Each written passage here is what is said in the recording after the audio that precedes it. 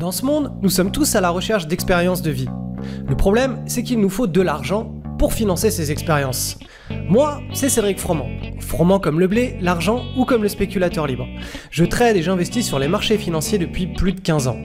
Dans ce podcast, qui est souvent adapté d'une vidéo de ma chaîne YouTube, vous découvrirez les comportements qui font que les riches sont riches. Alors, dans le Trader Mindset de cette semaine, on va parler du chiffre magique et on va voir comment l'utiliser à contre-courant de toute l'espèce humaine. Donc déjà, qu'est-ce que le chiffre magique et quel est votre chiffre magique à vous? Alors le chiffre magique, c'est le montant de patrimoine, j'entends dire sans dette, qui nous fait marquer une pause dans notre vie quand on l'atteint. C'est le genre de montant qui, si on le place à 3% à la banque en mode ultra safe, eh bien ça rapporte de quoi vivre comme un rentier sans devoir prendre la moindre décision inconfortable en termes de placement financier, sans risque, en gros le reste de sa vie. Donc pour vous, est-ce que ce chiffre magique, c'est 500 000 euros? Est-ce que c'est 1 million d'euros? Est-ce que c'est 5 millions d'euros? Est-ce que c'est plus, bande de petits gourmands capitalistes? En tout cas, c'est la somme d'argent qui nous assure un tel niveau de sécurité matérielle qu'ensuite nous nous retrouvons à autre chose. Et ce autre chose, c'est face à nous-mêmes à devoir résoudre donc un autre problème existentiel qui est bien plus profond que celui de la pérennité, de la sécurité matérielle. Alors, on va parler maintenant de ce chiffre magique, le jour où on l'atteint. Et on verra d'ailleurs le jour d'après, un petit peu plus loin dans ce Trader Mindset. Alors, est-ce que le jour du chiffre magique, le jour où vous atteignez, vous voyez sur votre compte ou en faisant la comptabilité un petit peu de votre patrimoine, est-ce que c'est la fête? Est-ce que vous débouchez le champagne? Ou est-ce qu'il se passe quelque chose de différent dans votre tête? Eh bien, si vous avez l'occasion d'atteindre cet objectif, hélas, la réaction émotionnelle que vous allez susciter s'approchera plus de celle de la crise de la quarantaine que de celle d'un gagnant du loto. Vous allez comprendre pourquoi. Vous devrez faire face à une nouvelle problématique. En levant la tête, en regardant loin devant vous, vous allez vous dire « mais quel sens vais-je donner à ma vie maintenant que j'ai atteint cet objectif, ce chiffre magique ?» Eh bien, cette question existentielle, elle s'impose à nous, souvent trop tard, bien trop tard pour la vivre avec légèreté. Tout simplement parce que, ce genre de chiffre magique, en général, on ne l'aborde pas à nos 20 ans, mais plus à nos 40, 50, voire 60 ans. Et c'est lui qui nous impose de faire face à nous-mêmes et à notre propre condition existentielle en tant qu'être humain. Donc nous nous rendons alors compte de notre propre existence et que celle-ci a surtout été liée à une succession d'étapes dans le but d'atteindre ce chiffre magique tout au long de notre vie. Et ce chiffre, il symbolise une forme de sécurité que notre société place sur la plus haute marge du podium. Mais dans tout ça, nous, comment est-ce qu'on se sent? Eh bien, c'est ce qu'on va voir maintenant avec le lendemain du chiffre magique qu'on pourrait apparenter à ce qui est la gueule de bois. Donc, s'il s'agit du Graal, ce chiffre magique, d'un Graal tant défendu dans notre société moderne et occidentale, alors première question, pourquoi l'homme qui trône sur ce magnifique podium est envahi par la sensation que tout cela n'est qu'un leurre? Deuxième question, pourquoi en conclut-il que l'œuvre de son parcours professionnel n'est en réalité qu'un gaspillage de ses meilleures années de vie? Ce qui amène à la troisième question. Enfin, pourquoi ressent-il une nouvelle forme d'insécurité alors même qu'il a atteint le niveau ultime de sécurité matérielle? Pourquoi est-ce qu'il a cette forme d'insécurité qui est celle d'être passé à côté de sa vie et de ne pas savoir qui il est vraiment?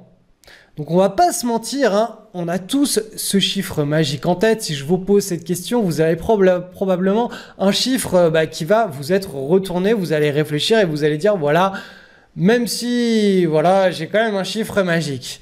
Eh bien, plus nous accordons d'importance à ce chiffre et plus nous risquons de devoir affronter ces lourdes questions.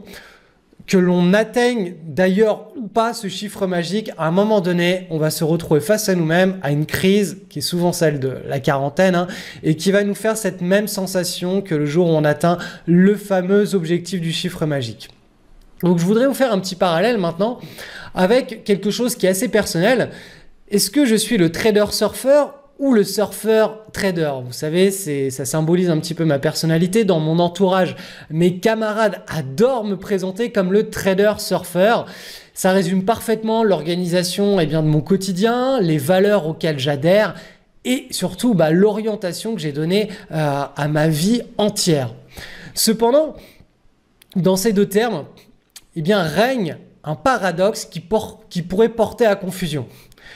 Est-ce que l'on parle d'un trader à la recherche d'un chiffre magique et qui se détend sur le long de son parcours pour atteindre son chiffre magique, mais qui se détend en faisant quelques sessions de surf?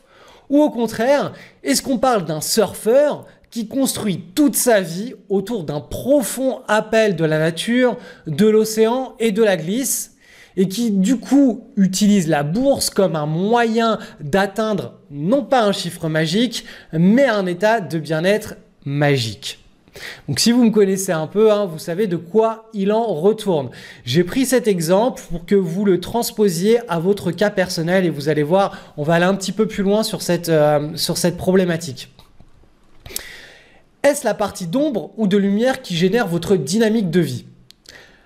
En général, on associe l'argent à l'ombre, au mal, à tout ce qui est néfaste. Pourtant, vous le savez, l'argent c'est juste une énergie.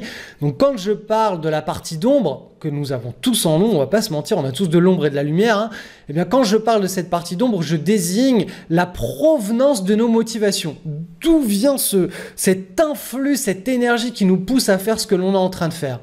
Lorsque ces motivations sont en accord avec ce que nous avons dans le cœur, nous pouvons légitimement parler de lumière. Tandis que lorsque nos motivations sont calquées sur ce que la société valorise, clairement, ça sent l'enfumage, le brouillard et donc l'ombre, pour ne pas dire carrément qu'il s'agit d'un trou noir. Donc quand ces motivations sont liées à des images que la société, que l'éducation nous a toujours projetées dans nos têtes en nous disant « suis cette chose-là, va trôner en haut de cette marche du podium », il y a de fortes probabilités pour que la dynamique que vous ayez mis en place dans votre vie soit une dynamique liée à votre partie d'ombre et non à votre partie de lumière. Donc du coup, ça nous fait poser la question, est-ce qu'il faut construire sa personnalité autour de l'argent ou est-ce qu'il faut construire de l'argent mais autour de sa personnalité? Et croyez-moi, derrière ces deux images-là, on a vraiment deux parcours de vie, deux dynamiques qui sont complètement différentes. Une qui est basée sur l'ombre que l'on a en nous et l'autre qui est basée sur la lumière que l'on a en nous. Typiquement, je vais vous prendre l'exemple des nouveaux riches. C'est vraiment l'exemple parfait. Donc, les nouveaux riches sont des personnes qui pensent s'épanouir en trônant sur le podium édicté par la matrice. Donc, pour cela, ils vont construire un monde, une personnalité. Donc, ils vont même moduler leur personnalité pour s'intégrer dans les plus hautes sphères de la société. Ils vont créer de nouvelles relations sur la base d'éléments extérieurs à ce qu'ils ont dans leur trip, c'est-à-dire ça va être des belles montres, des beaux costards, des belles phrases. Ils vont toujours essayer d'être dans les bons restos. Ils vont montrer du doigt ceux qui n'appartiennent pas à leur caste. Ils vont vraiment scinder le monde et la société en deux parties, limite deux mondes qui s'opposent. Pour moi, ça c'est le plus bel exemple des personnes qui changent au contact de l'argent. Plus ils tirent sur cet élastique, plus ils s'exposent à un retour de bâton émotionnel qui est phénoménal. Pourquoi? Parce que tout simplement, ils s'éloignent de plus en plus sur ce qu'ils ont véritablement dans leur cœur. Construire sa vie autour du chiffre magique n'implique pas la même dynamique que celle de construire un chiffre magique autour de sa vie. Les priorités sont littéralement opposées. Donc on va en arriver maintenant à la partie qui nous intéresse le plus, celle des traders et des spéculateurs, ou même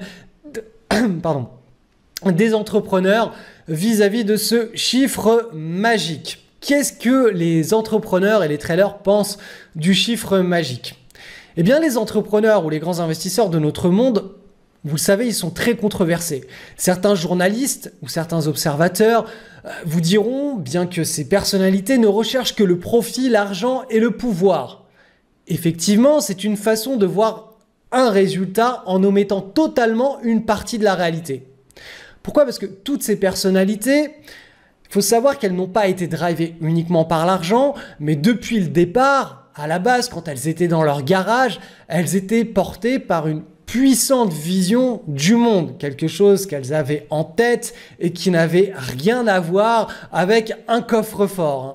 En étant littéralement fous amoureux de leur propre perception, eh bien ces entrepreneurs ont littéralement mis au centre de leur vie et de leur existence cette vision du monde. C'est-à-dire que quand Warren Buffett trouve une entreprise sous-évaluée, quand Elon Musk veut nous amener sur Mars, ou quand Steve Jobs veut proposer l'informatique à la portée de toute l'espèce humaine, eh bien ces hommes ne voient pas des liasses de billets, et encore moins comment exploiter des petits enfants dans des pays sous-développés. Non, ils voient le monde au travers du prisme de leur cœur et de leur vision créatrice.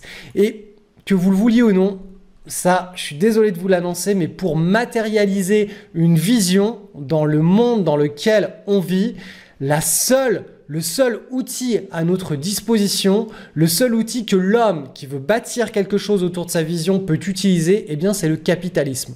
C'est la seule chose qui marche pour créer d'autres choses. Le capitalisme permet d'accéder à de l'énergie créatrice, que ce soit sous forme d'argent, sous forme de puissance de production, sous forme d'innovation intellectuelle ou que sais-je. Plus on maîtrise les outils du capitalisme et ses règles du jeu, et puis on peut démultiplier cette énergie créatrice. Donc ces ovnis de la finance et de l'entrepreneuriat n'ont pas de chiffres magiques, ils ont une image magique de ce que le monde devrait être selon eux. Ce qui va nous amener maintenant aux spéculateurs en particulier. Comment les spéculateurs atteignent leurs chiffres magiques sans jamais vraiment le plébisciter et du coup sans jamais subir la crise qui l'accompagne. Avec l'image que la matrice nous véhicule des traders, vous la connaissez, il est presque impossible de concevoir un niveau de philosophie auprès des spéculateurs. C'est-à-dire que chaque spéculateur doit atteindre un niveau de remise en question, de philosophie autour de son métier, autour de son activité, qu'il est très difficile de percevoir quand on n'est pas dans ce monde-là. Ça demande vraiment un niveau d'implication en termes de développement personnel qui est extrêmement intense et qu'on ne peut pas percevoir tant qu'on ne pratique pas ce genre d'activité. Et donc, quand je parle de spéculateurs, de traders ou d'investisseurs, je ne parle absolument pas des jeunes diplômés qui sont fougueux, qui souhaitent faire leur million le plus rapidement à Wall Street pour ensuite se faire la malle et vivre tranquillement une autre vie. Ça, pour moi, c'est un leurre dans lequel tous les jeunes tombent. Et moi, d'ailleurs, si vous connaissez un petit peu mon histoire, je suis tombé dans ce leurre. Je la raconte sur cédricfroment.com, tout en bas.